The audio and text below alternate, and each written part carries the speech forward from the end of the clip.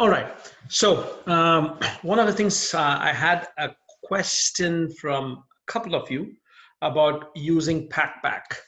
And one of the questions was that, hey, you were able to read the article that I'd assigned for week 1 reading. That is the Salesforce productivity article. I'll expect you to read it and then use what kind of questions you might have from reading that article and use it on PackPack as one of the questions that you raise. Be aware that every time you're typing in your question that you would like to submit as part of your participation, then make sure that that when you look at it, when you're entering that question in, PackPack will tell you how strong is your question. Similarly, what I would expect you to do, of course, is that please take the time to take a look at the questions that some of your classmates might have posted, and then based on your understanding of what were your takeaways from the article, then try to answer one of the questions that you also found interesting, but you would like to respond to it. So that's my one way of gauging how well you're actually trying to process that information from the article, understand another person's question, and then answer it to the best of your ability, right? And that's what I would suggest. So it could be that if you're one of the first people who is logged on to PackPack, and then as a result, you find out that there's not many other questions being posted, then please wait till Monday, because you have time till Monday evening. So essentially, the readings are already there. So essentially just wait till Monday and then go. And if you've already have your questions, type in your questions already, then log in again somewhere on Monday.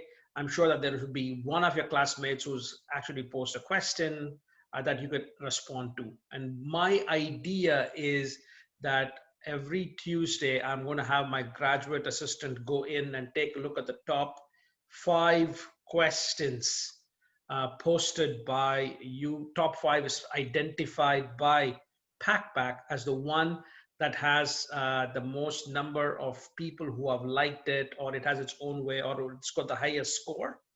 And it kind of nominates the top 5 questions. And then what I'll do is that in the next session on Tuesday, I will begin my class by listing those questions and then answering to those questions. And then I will take any questions from all those people who log in on that particular day. So that's pretty much what I plan. Now, if any of you have questions on what I just said, please either unmute yourself one at a time, or type in your questions in the chat box. Where is the chat box again? For those of you not familiar with Zoom, if you are on full screen mode and you just go and move your cursor or your mouse anywhere on the screen, you will see a kind of a whole toolkit opening up. And then there is one where you will have, you should have chat, and you can either chat with everyone, or you could send a chat specific to me. Or if you would prefer that right now, if I pause and ask you for any questions, you can unmute yourself as well. So based on what I talked about PackPack, does anybody have questions?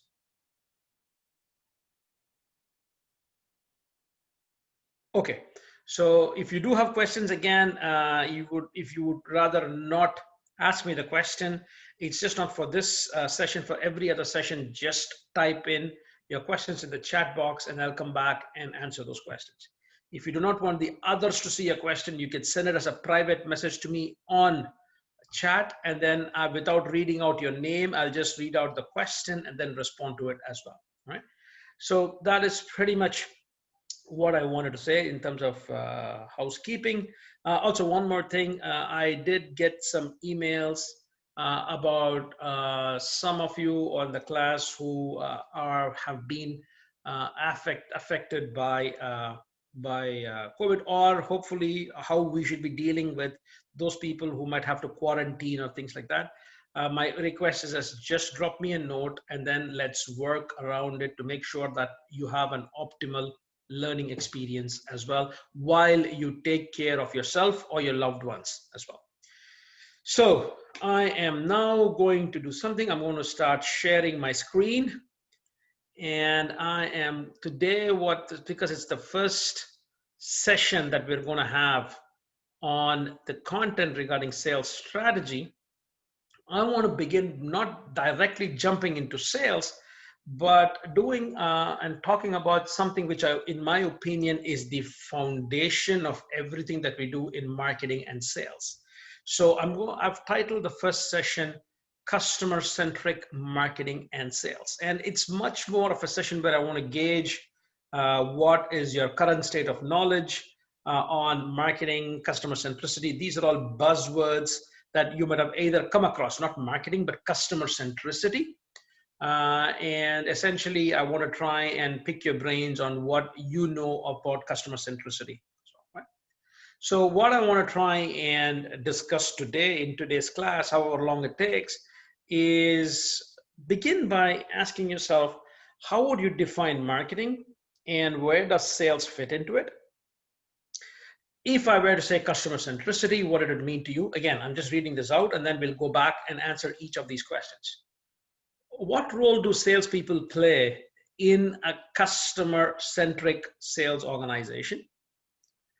Now, once we do that, let's get into the difference between B2B marketing and B2C marketing, because specifically in this class, I'll be talking and giving examples from more B2B organizations.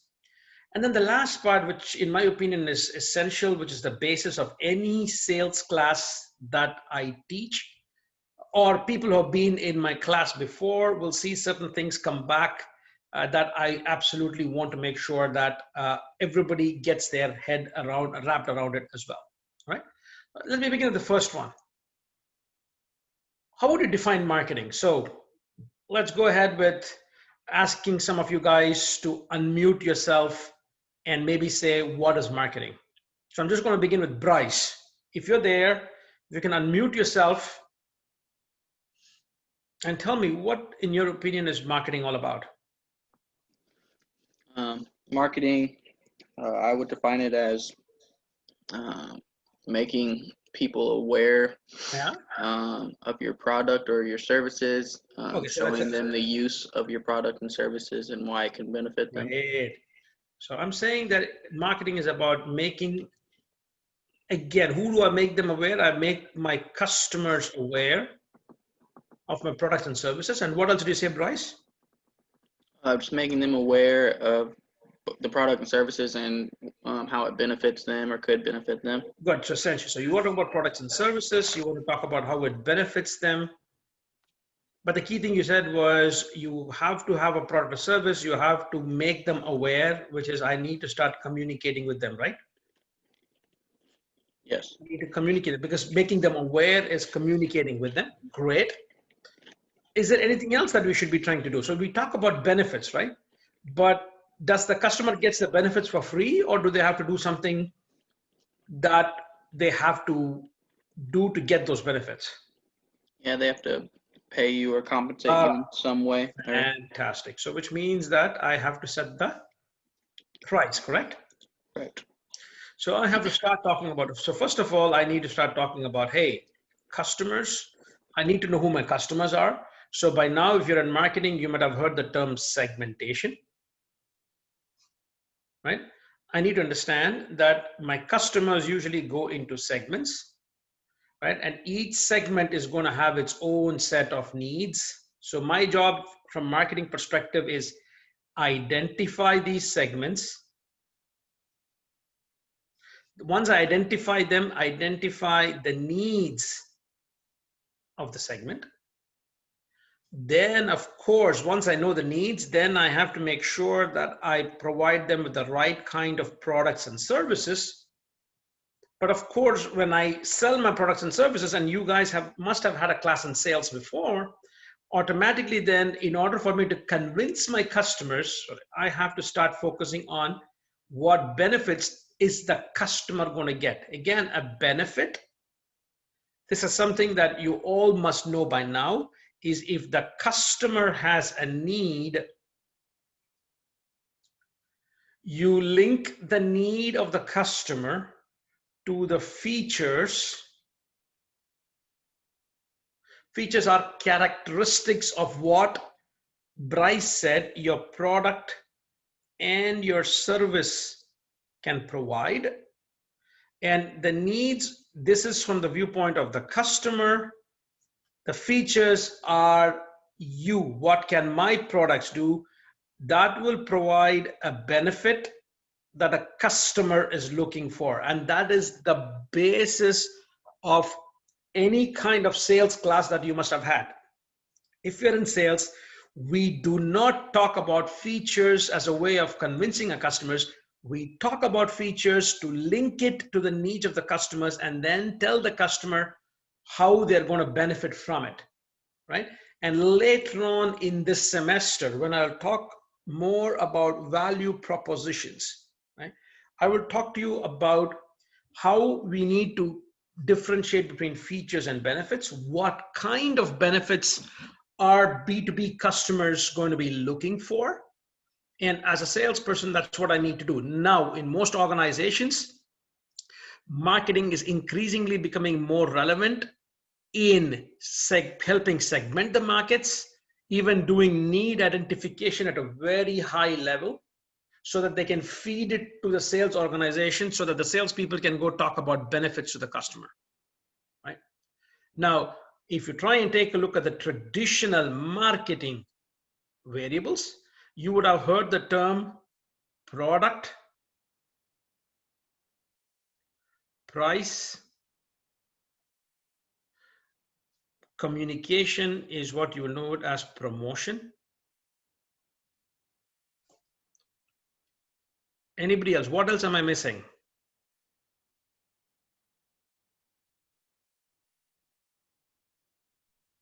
Yeah, let's see who's raised the hand.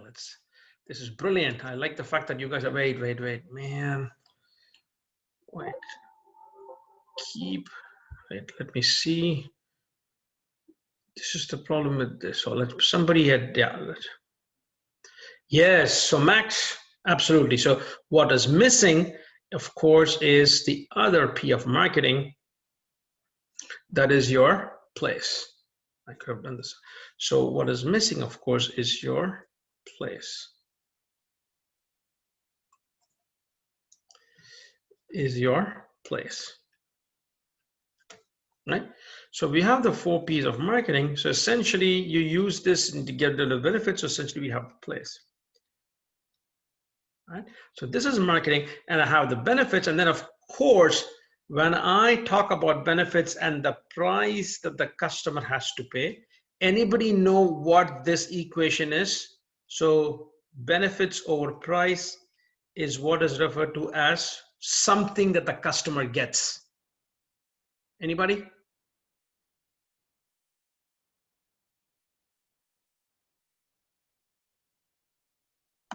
Value. Absolutely. So Bryce, you were paying attention in my class earlier then, correct? Yes. You had to say yes. But the idea is absolutely. And as anybody who's been in my sales class, you will see that this is the one thing that I keep hammering upon every time is we as in a sales organization are in the business of delivering value to our customers. Some people even go to the extent of calling salespeople as value merchants who trade in value that they create for the customers. But as we said earlier, yes, in order for salespeople to create that value, they have to know who their customers are, who are the customer segments, what are the needs of the customers. Then on top of that, how do I then link it to the features of my product? How do I then make sure that I communicate or promote the value of my product to the customer? How do I then make the product available at a place that is convenient for the customers to do business with? And if I do all this, if I'm doing all this to deliver benefits to the customer, what is the price the customer has to ultimately pay to get that particular value?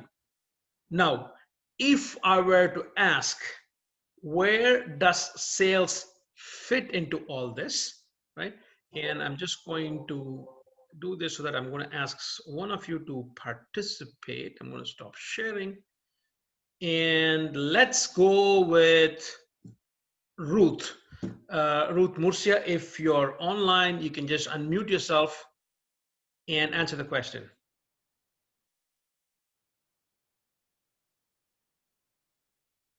Hi, can you hear me? Yeah. Yes. Are you asking in like the first 3 points of like where sales fits in that? Yes, or even on price, right? Think Yeah. about it. All for people. Where do you think? I mean, do the best. I'm just I calling would on you. say like communicate and promotion. You Yeah, definitely have to know like how you're gonna promote yeah, what you're selling in order yeah. to sell it, or like who you're selling it to. Fantastic. Yeah. But what about price? Do you think salespeople have to play a role in pricing? I feel like they do at the same time. Yeah. Definitely know like how you're gonna price that, because you have to know who you're pricing it to and who that consumer is gonna be. I don't know if you're seeing my video, but I'm actually going thumbs up. This is the Yeah. best I can do. Absolutely. And a lot of times what's going to happen is if you've had a class, most of you should have had a class on 325, right? And at the marketing 325, the basics of selling. So what's going to happen is if I go back to that equation, value is benefits over price, right? In fact, let me do something else out here. Guys, bear with me. And this is technology where we have to go back and forth. It's not as smooth all the time. So please do bear with me. So if we go back to the equation, value is benefits over price, right?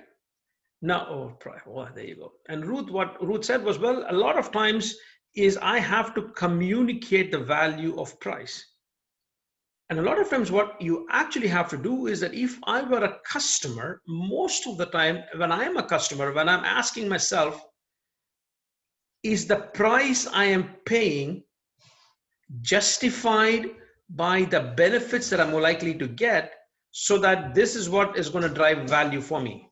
Now, in this equation, if you take away this, any buyer for the most part is going to take a look at this equation and say, you know what?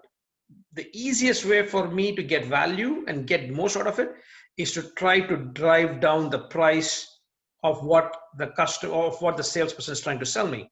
If I can somehow arm twist the salesperson to lower the price and get the same benefits, then it's fantastic, right? They get more benefits and they don't have to pay for it, right? So what your job as a salesperson is, you have to always, from a sales perspective, why it is important is you have to justify why the customer is paying the right price, because you are delivering value for them.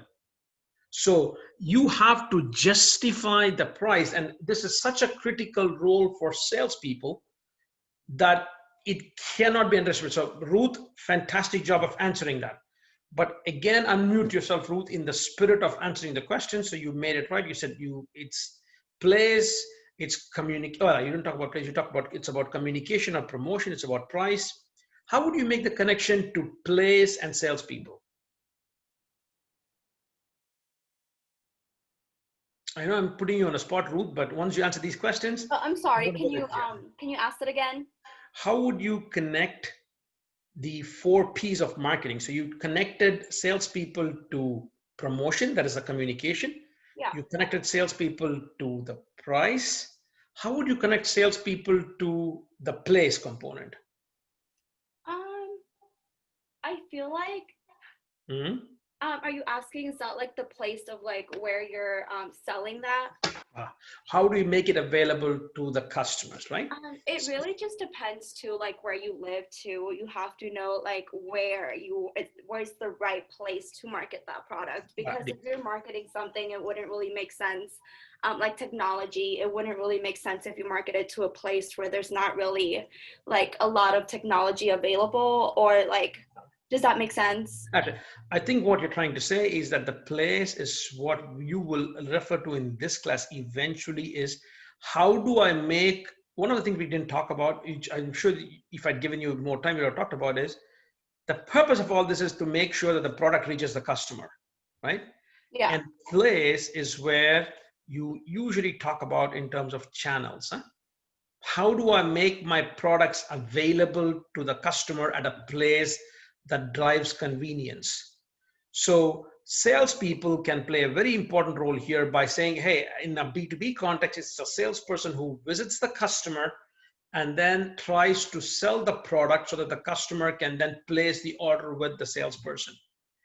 You could also deal with situations where the salesperson might be in a single place. So for example, if you need to buy an iPad or things like that, you might have to go to Best Buy, and then you could have somebody from, I don't know, somebody from Best Buy, salesperson from Best Buy sitting out there and then answering questions. So how do I make my products available to my customers is where salespeople come in, and channels and managing the right kind of channels. And we'll talk a little bit more about that later on in the semester.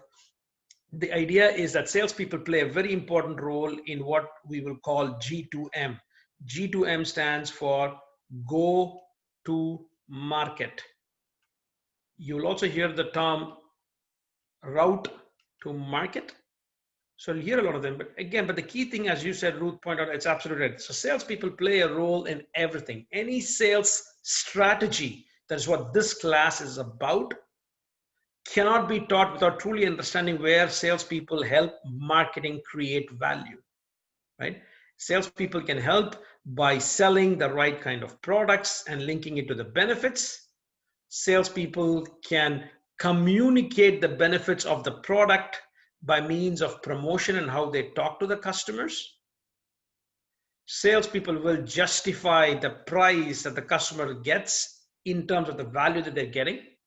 And by doing that and convincing the customers, they are going to make the product available to the customers, and that's where they play a role in terms of place. In terms of products, there's one more aspect you need to understand as well, is that increasingly you cannot create a product without getting feedback from the customers about the viability of the product.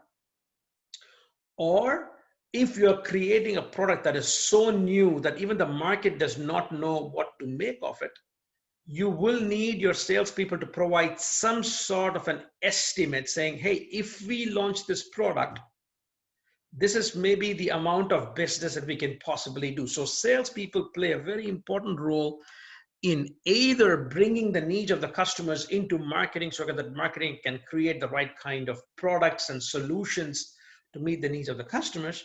But they could also play a very important role in helping marketing make a judgment saying, yes, we are creating this product, but if we launch it out there, what are the odds that we will be successful, or will we be able to sell all these different products that we have spent a lot of money and effort putting into it to make it available as well.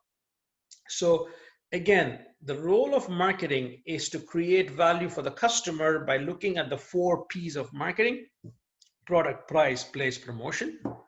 And the role of sales, of course, is in communicating the value that you can bring to the customer by means of your product, by means of your place, by means of your promotion, and then justifying it with the right price that the customer has to pay for it, right? And this is pretty much what, in my opinion, is that aspect of what is marketing moving forward. And as we progress, we'll talk a lot more about how even marketing is jumping into more and more of what salespeople normally did in the past, but that is for a later class as well, right? So if you try and take a look at some of the key points in the article that you will be reading, the article that you'll be reading for the first week, looking at Salesforce productivity, you will hear things like segmentation. You will hear things like value offerings. All of these are things that form the basis of any effective sales strategy, which to a large extent depends upon a good marketing function within the organization. Let me pause here for a minute and see if you guys have any questions. If not, was there a question? If not, let's move on to the next slide, which is customer centricity. So if I were to say customer centricity, what does it mean to you? How many of you, has any one of you heard the term customer centricity? One of you please unmute yourself and tell me if you've heard about customer centricity, what does it mean to you?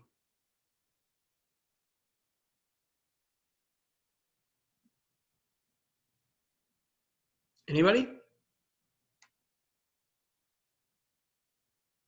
All right. So if not, I will try and take a shot at this. Remember, this could be an exam question. As I said, again, there's no textbook for this class. That for all of you following this session, great. This recording will be made available. But again, do not forget that because there's no textbook, what we discuss in class is fair game on the exam. What is customer centricity? Customer centricity is the process by which, as an organization, you put the customer as the center point of everything. The customer is in the center. Okay, center as in customer center. Right? And you have the customer here, and then essentially you try and make sure that marketing tries to talk to the customer, you have sales, and most importantly, you have how do I provide servicing to my customers, and how these three specific customer facing roles try to fulfill the needs of the customer. So this is what customer centricity is about. Now, customer centricity is a tactic that a firm deploys. That is, how do I make sure that my salespeople are focusing on the customer? How do I make sure that my marketing is doing things that the customer wants? And of course, how do I link it to what services we provide to the customers? All of these together are creating value for the customer, right? But customer centricity means different things depending upon the strategy of a firm. As I said, tactic is normal day-to-day things that we do. Strategy is what do we want to be known in the market for, and what are we doing at a very high level.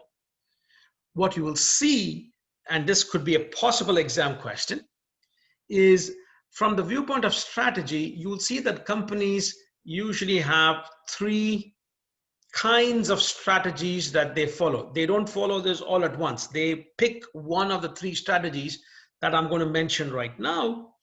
And then based on that strategy, then they'll come up with the tactics necessary, right? So one of the strategies is what is referred to as product leadership. Product leadership is one where companies that follow this want to be known in the market as the innovators. It does not always have to be products, it could also be services as well, right? Product leadership. And in these kind of companies, what they do is that they want to be known as people that put out products and services that nobody else has at the point they launch it. They want to be out there. They are not always the cheapest players because they spend a lot of money on R&D and developing the right kind of products and services, right? An example of this would be Apple.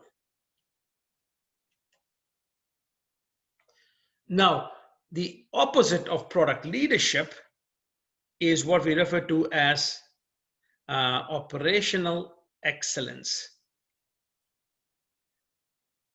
And an example of operational excellence for you would be Dell computers, for example, or you could also have Acer, Asus. All of these are what we refer to as operationally excellent, where here they do not want to be known in the market as the market leader, but they want to be known as a good product or a good provider, but they have such a strong supply chain. They're all about trying to keep their costs low so that they can provide a kind of a price advantage to their customers. They're what you would also call as price leaders. So they're not product leaders, they're price leaders because they want to keep their operations so tight that they don't care about innovation because innovation is very expensive. They want to make sure that they're operationally so efficient that any price saving or cost saving that they have, they want to give it to the customer as a price discount. So if you try and take a look at the price of an Apple product as against the price of a Dell, you'll see that there's quite a difference because they have different strategies, right? And the last one is, so essentially product leadership is one kind of strategy. Operational excellence is another strategy. And a third strategy is what we refer to as customer intimacy. As the name suggests, customer intimacy is where you as a company bend over backwards to fulfill the needs of the customer.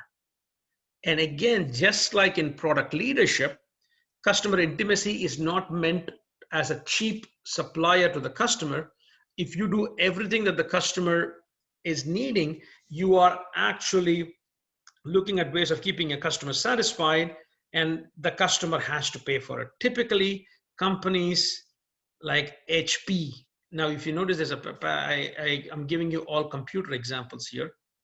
HP is an example of customer intimacy where they are not the cheapest player in the market, nor are they the most expensive, but they provide you with the right kind of service. And if you pay more, you're going to get great service as well.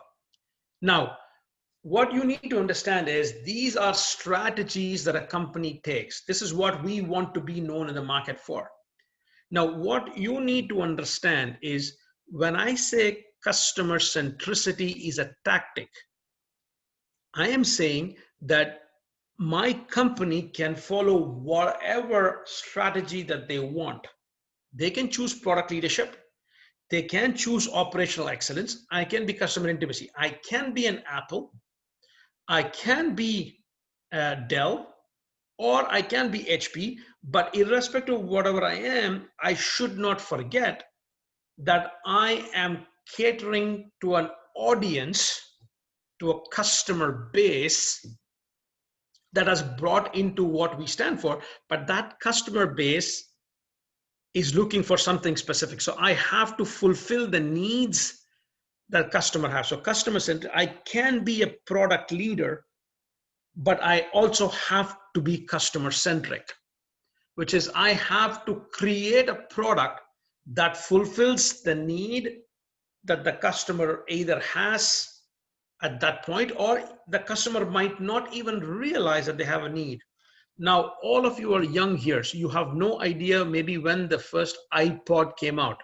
Probably some of you don't even know what an iPod is. I'm exaggerating, of course, here. But when the iPod came out, when I first saw it, I thought it was so cool and how revolutionary it was. Was it cheap? It was absolutely not cheap, but it fulfilled a particular need that I was not even aware of, and there was no other player doing something like that. So that is where Apple creates a reputation, but they have the reputation of creating a product that fulfills a need. Now, I might not know the need, but it does fulfill a need eventually once I come to realize about it. That is what is the power of customer centricity in a product leader company. Again, product leadership is a strategy, but tactically, what does it mean? Now, in companies like the example I gave you of Apple, salespeople are those where they are more technologically savvy, they are more specialized in their knowledge, where typically the salaries are also much higher. The strategy of the firm is to recruit specialist salespeople who will not only be able to sell value to the customers who might not even know that the need exists, but they also have to justify a higher price. So again, in a customer-centric organization, in an organization that prides itself on product leadership, the role of salespeople is to justify the value created by that product leadership. On the other hand, if you take a look at operational excellence, remember, operational excellence is a strategy that a company says, which says, we need to keep our cost structure so low that we can then have those savings and we can pass it on as a low price to our customers. So in those kind of organizations, apart from Dell or Acer, think about Southwest Airlines. If you've flown in Southwest Airlines, you'll know that you don't get the full range of services. But you also know that when you sign up for going on Southwest, you're not going there to get a particular level of service. You forego a certain level of service. And then the job of the organization, for a customer-centric organization, is to try and make sure once we know that the people are signing up for an operational excellence, we have to try to keep our costs low. So which means that we have to start educating our customers about what they should expect and what they should not expect. So if I'm going to go into Southwest Airlines, I should not be expecting to get the preferred seat that I want unless I pay more for it. Right? Now, in a B2B context, imagine that essentially it is about salespeople going and telling the customer, hey, if you want this low price, we can give you this low price, but it's about expectation management, saying you have, for this price, this is what you want to get.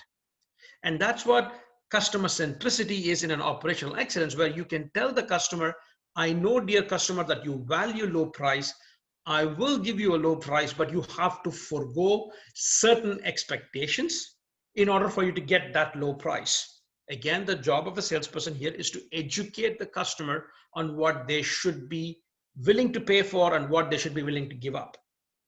Now, customer intimacy and sales, that makes a lot of sense, because at the end of the day, that's just going out there, listening to your customers, and based on what they want, you provide and make it possible. Right? The closest link to customer intimacy and customer centricity, it's easy for everybody to follow, but understand that I might choose, again, I'm repeating it again, I may choose any one of these three strategies, but irrespective of whatever I choose, I have to be customer centric. So if I'm product leader, I should be able to justify to the customer with my salespeople why they have to pay a higher price for all the great products that you're producing. If I am operationally excellent, my job as a salesperson to be customer centric is to make sure that I tell the customer what they should be expecting for what they're paying as a price. If I'm in customer intimate, then the question is that how do I make sure that as a salesperson, I make the customer feel that they are well taken care of. And that is what you need to understand is, yes, there is customer centricity, but depending upon the strategy of a firm, customer centricity is a tactic. And based on that, your salespeople are likely to have different roles, right? So what is the role of the salesperson in a customer-centric organization? As I said earlier, you have to, first of all, if I have to go and sell in a product leadership organization, I have to understand the needs of the customer, right? If I have to understand the needs of the customers, there are typically two kinds of needs. There are what we call articulated needs.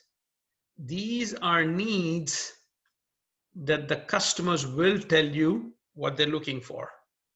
And then there are latent needs.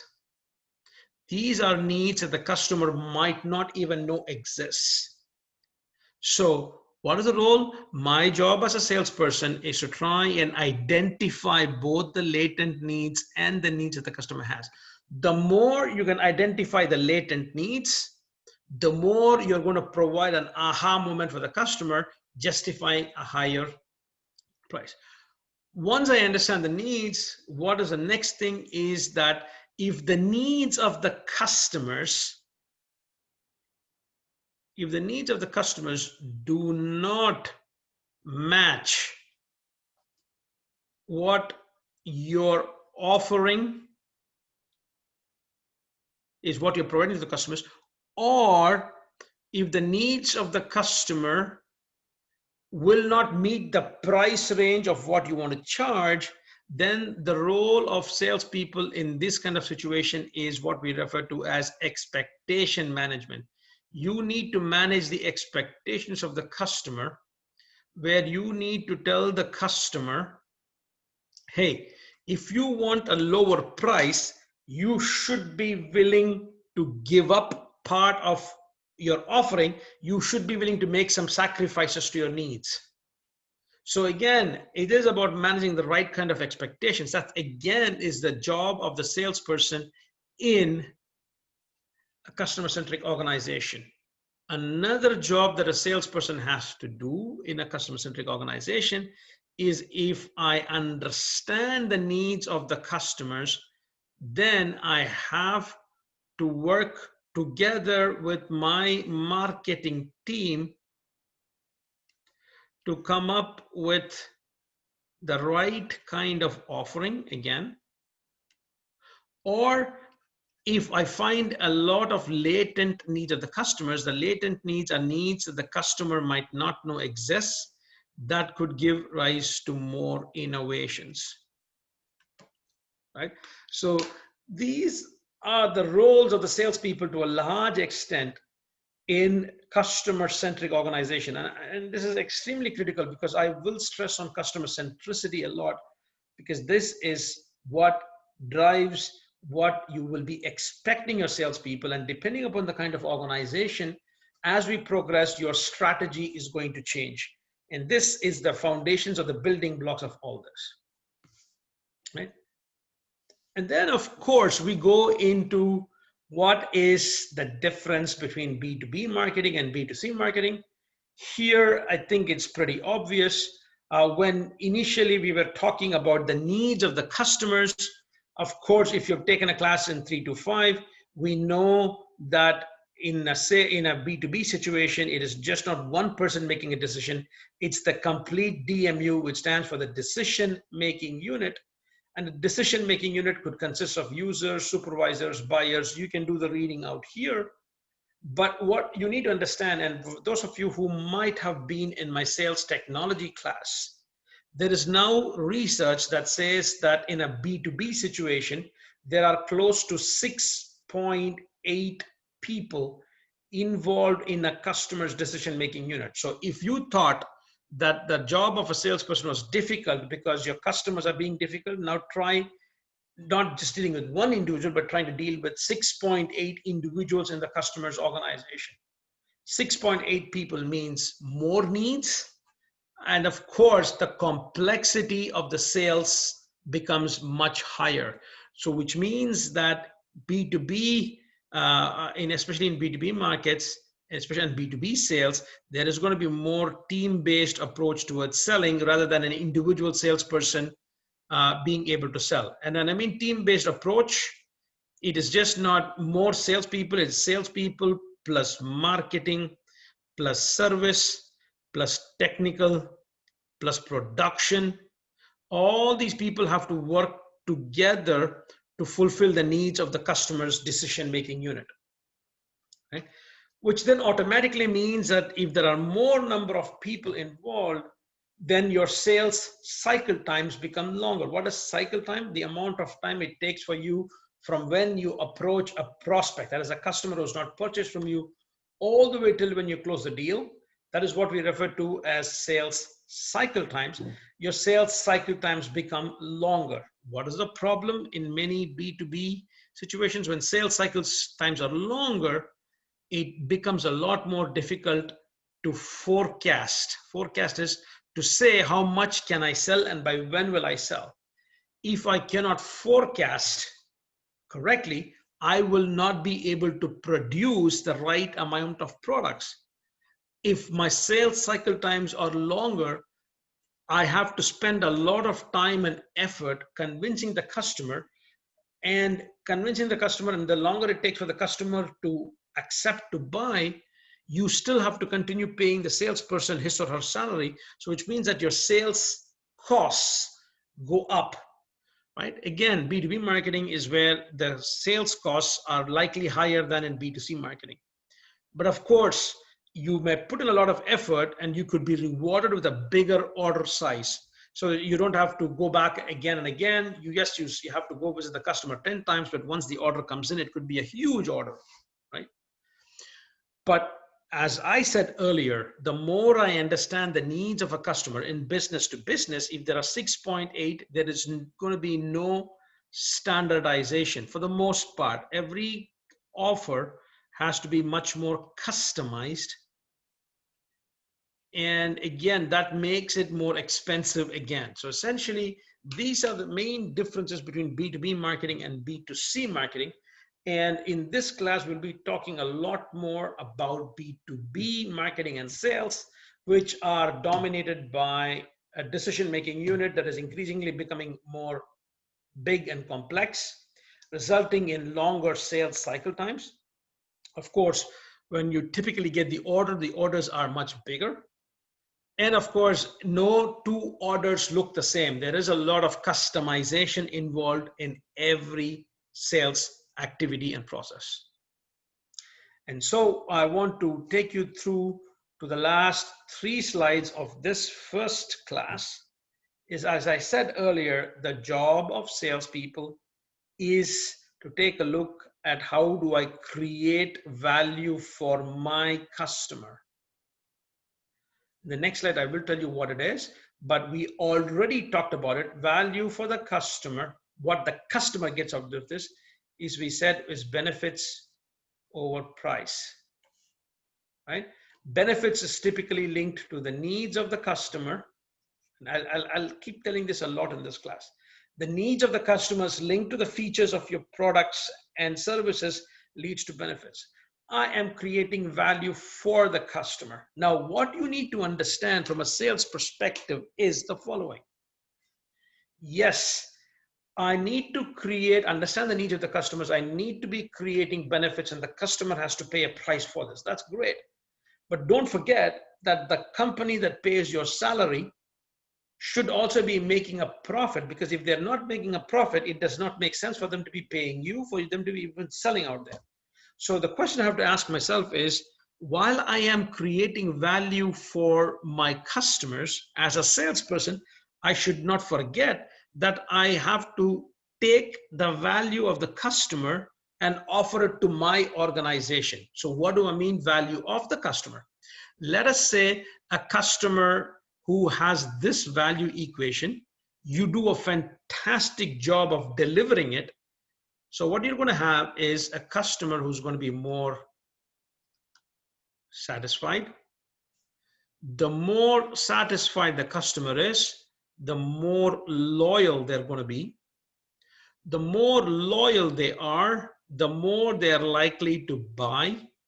That's what we refer to as upsell, where they buy more of the same, or cross-sell, where they might buy multiple products from your offering. They buy more, and usually loyal customers are less price sensitive. So which means that they don't necessarily focus a lot on price. The idea is that they trust you. They know that if they buy from you, that they're going to get a good quality. So a loyal customer is going to be less price sensitive. The more price sensitive, the more discounts they're going to be asking. So you don't have to be a math or a rocket scientist to understand that if the customer buys more products, and they're willing to pay a good price, which means that your revenues grow up, right? On the other hand, you also have a loyal customer who is going to give you positive word of mouth. That is, they say good things. They become they become supplier advocates. That is, they say good things about their suppliers. They do positive word of mouth, and which means that if they have positive word of mouth, it could reduce your cost of sale, because these days your customers trust other customers like themselves. So if you have a happy customer saying good things about you, other people could hear about it. And even without you putting in the effort, you might actually get requests. So which means that my cost of sale could go down just because my customer is acting as my salesperson by saying positive things. Now, if you have a loyal customer, they become very predictable in how they buy. The more predictable in how they buy would mean then that your forecasting accuracy, that is the ability to say how much the customer is going to buy in the future, your forecasting accuracy goes up. If my forecasting accuracy goes up, I can exactly tell when the customer is going to buy something. So I can go back as a manufacturer I can go back to my suppliers and say, you know what? Hey, I can give you a huge order well in advance. So give me a reduced price. So for those of you, to make sense, is every time you buy a ticket to go on a travel, again, not during COVID times, you want to fly, and the earlier you plan for your trip, the cheaper the tickets are. Why? Because the more you buy your tickets up front, the airline knows for a fact that they are closing in on more and more deals. They can predict better and they can give you a lower price so that you are enticed to go there. Similarly, same thing out here. My forecasting accuracy goes up. And when my forecasting accuracy goes up, I can go back to my suppliers and negotiate better deals. Right? So which means that if my forecasting accuracy goes up, then my cost of goods sold, that is your variable cost of goods sold, goes down because I'm better able to predict what my customer is going to buy, right? So again, what you're going to have is if my revenue goes up because the customers buy more, but if my cost goes down, you don't again have to be an accounting or a finance genius, that if my revenues go up and my costs go down, we then tend to become more profitable. And it is this aspect that if I create value for my customers, their customers are going to reward me by being more satisfied, being more loyal, and being more loyal gets me more revenue, more money, and I can keep my costs low, which means my profitability goes up. Because if my revenues go up and my costs go down, and if my profitability goes up, that has an impact on the value of the customer. That is, the customer gives us this value by doing that as well. And you have seen this equation, and you'll see this come back again and again. The others are just different versions of it, but this is what I want you to remember. This is the value from a customer perspective. And when you take a look at this, and this is what is, let me see if we can write something. Okay. So if you try and take a look at this, so this is what we refer to as value capture. So what value does the customer bring you is that the value capture is typically calculated by what price. Remember, we talked about value is benefits over price. So when the customer pays the right price, you are capturing the value, right? Because every time the customer pays that price goes into your revenue equation, it goes into your cost equation, it drives your profitability. So your value capture, if the customer pays a high price, it's high value capture. That's here. If the customer pays a low price, then this is a low value capture. And then every time I benefit, my benefit, as I said earlier, could be because of my product and my service. So in order for me to get that price, I have to provide my customer with a product and a service. Every time I have to create a product that is more complicated, my cost goes up. So this is what we refer to as cost to serve the customer. So this is what the price the customer pays. That's what you have here. But every benefit that I provide, I also have to have costs. So if the customer is looking for a benefit from a product, then I have to buy the raw materials to make the product. If the customer wants service, so for example, if the customer says, I want it delivered in 5 days, take a look at Amazon. If you want something delivered in 5 days, you pay nothing. If you want something delivered by Amazon in 3 days, if you're not a Prime member, you pay a particular price. Or if you want to deliver the next day, you pay a different price. Why? Because if they want to deliver a product to you the next day, they have to airlift it, and sending it by air is more expensive. Your cost to serve goes up, right?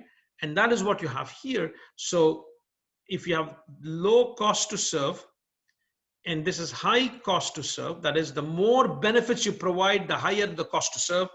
The less benefits you provide, the lower your cost to serve. Once you have this, then I have to ask, from my viewpoint, as a salesperson, what kind of customers do I want? And it is a no-brainer that this is what I refer to as the honeymoon customers, where the customer pays a high price, but it does not take too much for you to take care of the customer. This typically happens when you are a market leader or a monopoly where there's no competition. This can also happen when your monopoly is created by the fact that you have a lot of intellectual property that is protected, if you have patents or stuff like that. So here, the job of the salesperson is very simple. You just go take the orders, that's it. Now, this is where ideally you want to be, because a lot of times this does not last. The honeymoon does not last. Where you want to be is in a zone where your customers are paying the right price, but you are also working hard to keep the customer happy, so that the customer is always going to feel that they are paying the right price because you are also doing your best effort to keep them happy. Where you really do not want to go into is this. This is what I refer to as hell. Sorry if you were affected by using hell, my apologies for that. Here is where this is hell for you, because the customer is not paying a high price, but you're bending over backwards to keep the customer happy, but it is not paying off because the customer is not paying the right price. You will always end up having these kind of customers. And this is where you have to be very, very careful, low and low, where the customer is not paying a high price, but neither is the cost to serve. And this is what I call as a hell, because if you're not too careful with this quadrant, you may end up going to hell very fast, where you may end up servicing the customers a lot more. Now, as we progress in the semester, your decision to say, how do I deal with each one of this, will have an impact on what I said earlier as my go-to market strategy. But that is one step too far at this point in time. And this is the point where I am going to conclude what I had in kind of my introductory class on sales. And let me throw this open to you guys for questions. Questions on what you heard so far.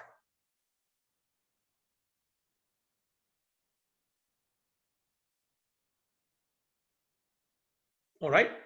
If there are no questions, then I thank you for your time. Again, as I said, make sure that you read the article, which is going to be a wonderful article. It is going to be worth 2% of your grade, but I will be answering some questions that some of you might raise. And that is what we'll pick up on the next class next Tuesday, where I'll begin by discussing some of the promising questions that you had from the article. And then we will get a little bit more into what I will refer to as the sales management framework, building up on what you've read. Right?